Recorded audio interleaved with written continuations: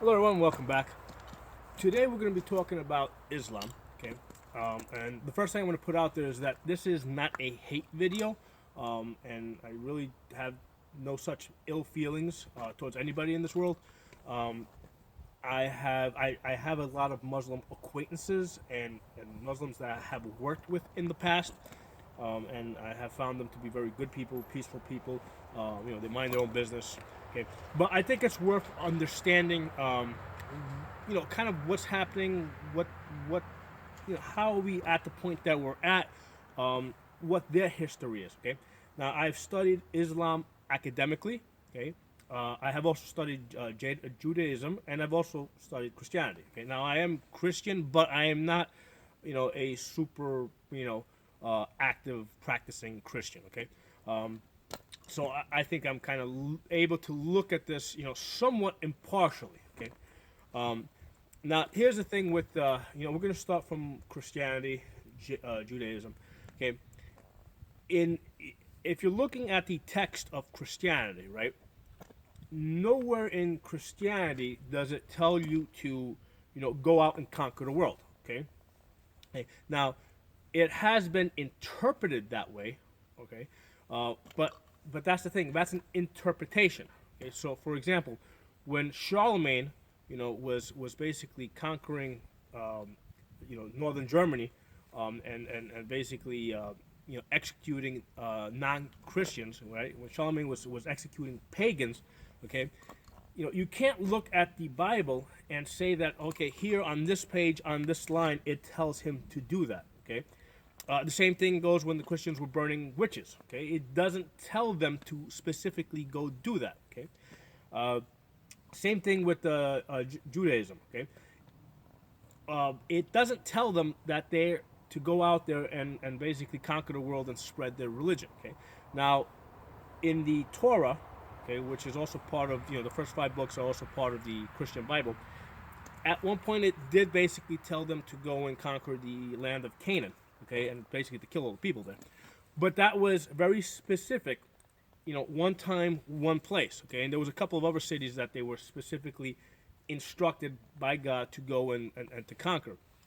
Okay, but again, it's specific time, specific place, and there's nothing there. There's no way that a Jewish person can look at the, at their texts, at their religious texts, and say that they have orders from God to go and spread their religion, conquer other lands. Okay, I mean it's just not there. Now, again, they can interpret that, but what they're doing is they're stretching the meaning of the words. Okay, so that goes for Christianity and Judaism. They're stretching the meaning of the words if they go and they try to use their religious text in such a way to go and conquer other lands. Okay, it's been done, but again, it's a stretching of the words, all right, and that's an important concept here. Now, if we look at Islam, okay, all right, basically Islam divides the world into two houses, okay, a house of peace, okay, and a house of war. Okay, the house of peace is lands that they control. Okay, and they do allow for, for Christians and Jews to live in peace in the lands that they control. Okay, as long as they pay a 10% tax, they are allowed to live there because they are what they refer to as people of the book. Basically, in both Judaism, Islam, and Christianity, they have the common father in Abraham. Okay, so basically, because they're all kind of descendant from the same place, Islam, has a tolerance towards Jews and Christian. I'm sorry, towards Jews and Christians, as long as they have control of that land. Okay, now as far as lands that they don't control, okay, that's the house of war. Okay, they have specific instructions that they are to go out and conquer those lands, and bring them under control. Okay, so by doing so, by going out and conquering those non-Islamic lands, they are bringing peace to those lands. Hence the religion of peace. They're spreading peace by conquering those lands. Okay, so any person, any Muslim person looking at the text and reading it word for word, will see clear instructions that they should go out and do this, conquer non-Islamic lands.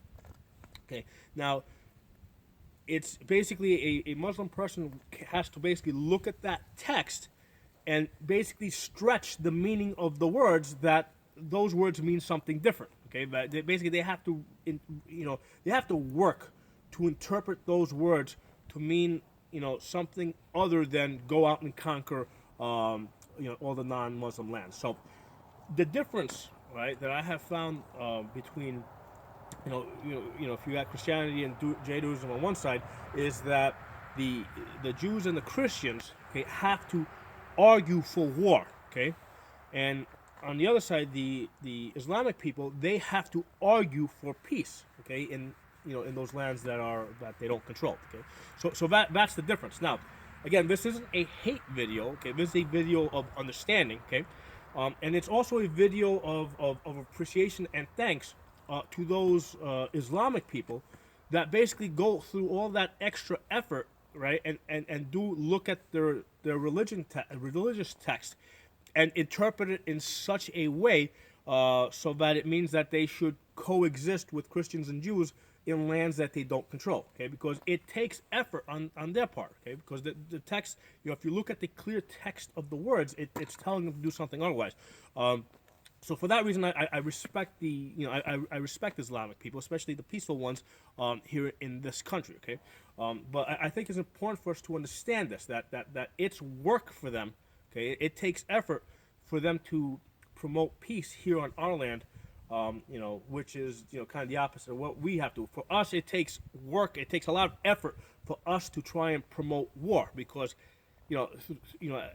through our religious text, because the Bible or the Torah does not basically tell you to go out and spread your religion. It does not do that. Okay, so that's the situation there. And again, this is not a hate video. This is a thanks and appreciation video. To those Muslim people that want to coexist with us.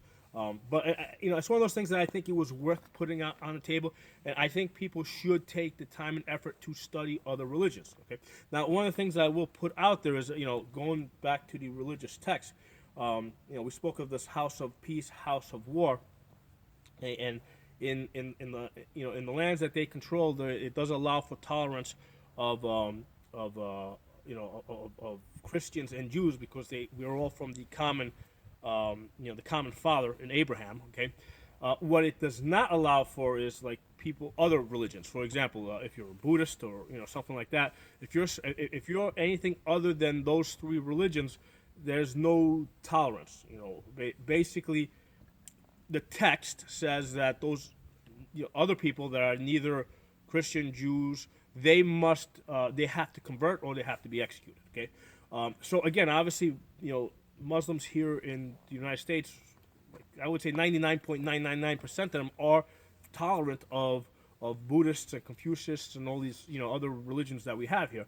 So again, we should be we should basically appreciate the effort that those people take to try and be peaceful and inclusive. Okay, so that's my thoughts. I thought it was worth sharing with you guys. I'll talk to you guys next time.